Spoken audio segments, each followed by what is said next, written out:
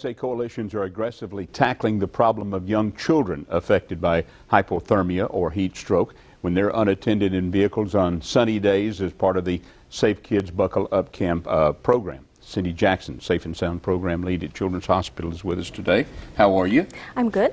You know, I think sometimes we have a feeling that children young, kind of tough, so we don't have to worry about them as much. But I guess whether you're an infant or 6 or 7 years old, you don't want to be leaving a child in a car in this heat. That's right.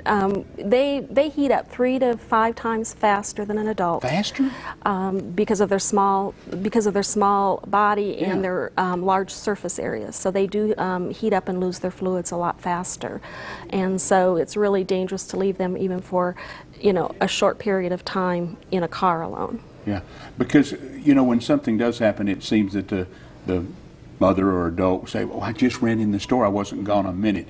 It takes longer than you think, but still, yet that's just something you don't ever do it once and you won't have to worry about it. Right, and it's not the biggest percentage of kids that are found in vehicles that are unresponsive or dead are children that were unintentionally left in the car. The parents changed their regular schedules, so maybe they went to the bank first instead of going to daycare. So when they went to the bank, they went right on to work and they forgot to drop the child off at daycare.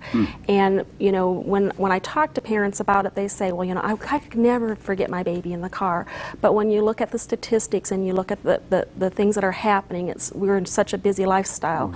There was an increase of kids dying in cars when we went to, in the 80s, when we went from putting them in the front seat to putting them in the back seat where it's safer. And we still don't recommend them being in the front seat, but we do recommend that you put something that you are already in the habit of taking. Not that your pocketbook's more important or your cell phone, but if you're going to get out of your car and say, oh, I forgot my pocketbook, which I always take, or my cell phone, and it's back there by the baby, then you'll see that the baby's there. Yeah. We all, because you get so many things on your mind, it's easy, anybody could, that's for darn sure. If you discover your child, you know, you've done that, or something's happened, 911 immediately? 911 immediately, and you want to try to get them into a cool area. Take them into where it's air conditioned so that they can start cooling off. Important thing is prevention. I mean, that's where we're going, is more the prevention than what to do when it happens. The other thing that we're finding is kids like to play in cars. So if you leave your vehicle unlocked and they're out playing, they could get into the car, and a lot of the cars have the child safety where they can't open the door, which is a safety feature so that they don't open the door when the car is in motion, but then they can't get out of the vehicle and they die.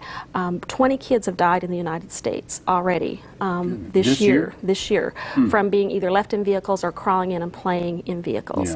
51% of the time a child is forgotten in the car, and in about 30% of the time it's a child playing in the car and they get entrapped in the car and can't get out. So it's good advice for parents, grandparents, to encourage children not to play in the car this time of the year. Correct, or any time of the year. Don't play in the don't play in the cars. Don't keep your vehicles locked, whether it's in the garage or the driveway.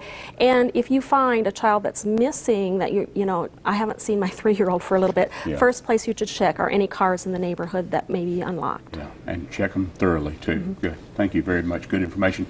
By the way, if you would like some more information, the website there on the screen, you can check our website for it, because I know you can't write it down that quickly.